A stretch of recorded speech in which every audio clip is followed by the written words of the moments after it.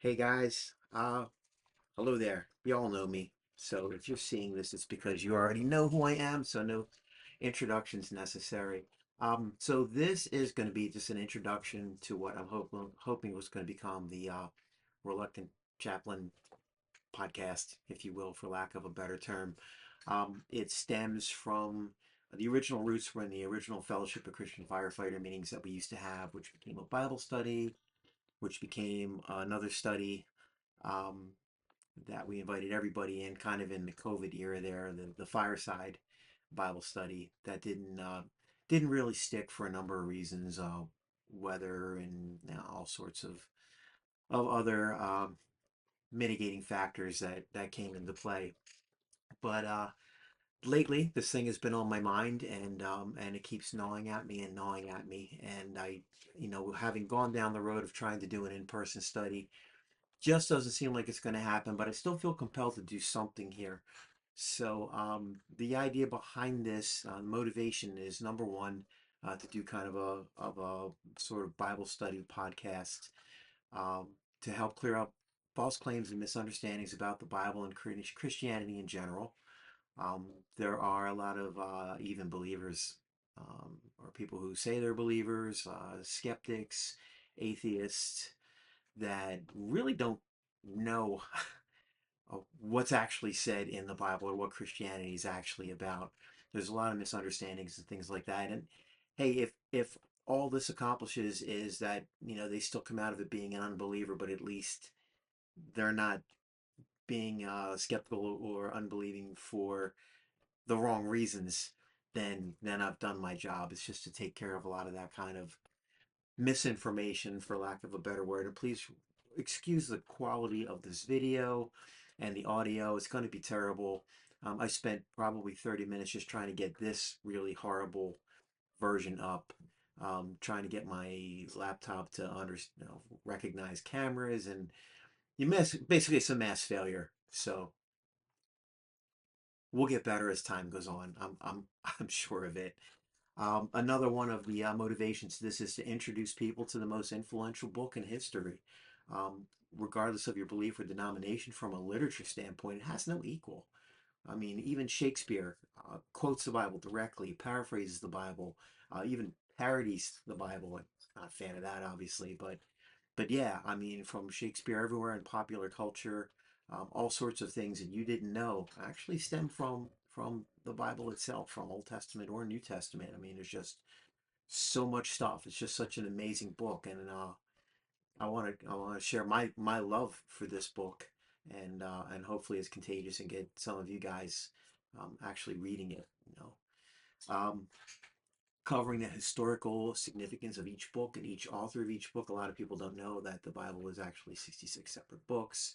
I can't remember off the top of my head how many different authors there are, but written over this period, incredibly long period, 1,000 years.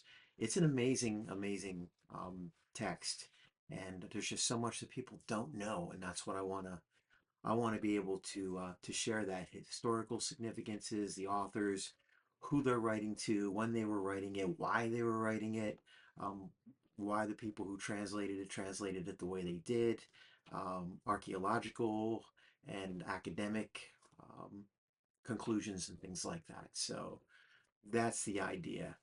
Covering who wrote it, when they wrote it, why they wrote it, to whom it was written, and learn the proper context and points that are frequently taken out of their original meaning. And Christians are notorious for doing that too. There's lots of coffee mug slogans and quotes that they throw around that really don't mean what they say it means. You actually have to read the stuff before and after the quote to get the full picture sometimes. Uh, Another reason for this would be to deepen the faith of believers and hopefully to stir the curiosity of seekers and skeptics alike. Um, I really believe that probably 80% of professing believers are biblically illiterate.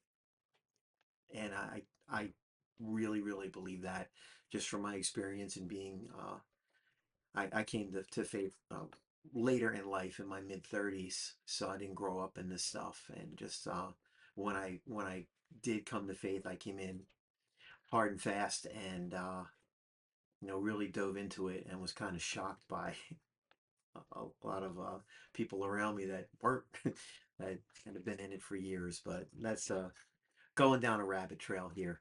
So anyway, my qualifications, this won't take long at all. I don't have any. Okay, I'm just a layman. I'm a fire company chaplain and a chaplain for the U.S. Naval Sea Cadets. But I wasn't even at the meeting where they voted me in as chaplain. I think it was like, oh, you're a firefighter and you go to church. Hey, you're qualified. I did go to chaplain training and all that, but chaplain training has nothing to do with theology. Has nothing to do with religion at all. I mean, it's basically a secular position at that point. I'm not a secular chaplain, Christian chaplain. Phone just fell on the floor. Stand by.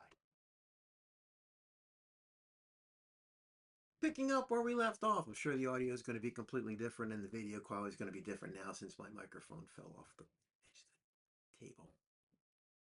Told you it wasn't going to be high tech, guys. Sorry. Where was I? Okay, my bona fides. Yeah, I don't have any. I love this book. Those of you who know me know that I'm an absolute book hoarder, and I have a terrible reading addiction. So I also have a lot of really good friends that have mentored me along the way, including guys like Professor Lester Hicks, who taught at Lancaster Bible College. Just the guy's just an amazing scholar. Teaches all the biblical languages, an expert on hermeneutics and apologetics and things like that. So, and I'll introduce what those words mean and stuff later on. I'm hoping to have guests on here. I don't want to do this by myself because again, my qualifications are eh.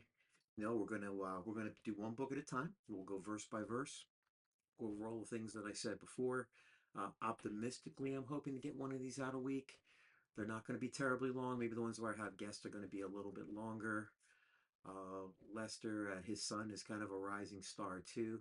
Um, and there will be some other guys on here that I will bring in from time to time. So that's about it. Again, I apologize for the crappy quality of this. We'll get better as time goes by. I will try to figure out this video arrangement and the microphones and all that. Until then, hey, if you're interested in this, that's great. If not, well, then just move along. Nothing to see here. Love you guys. Thanks so much. Have a great night.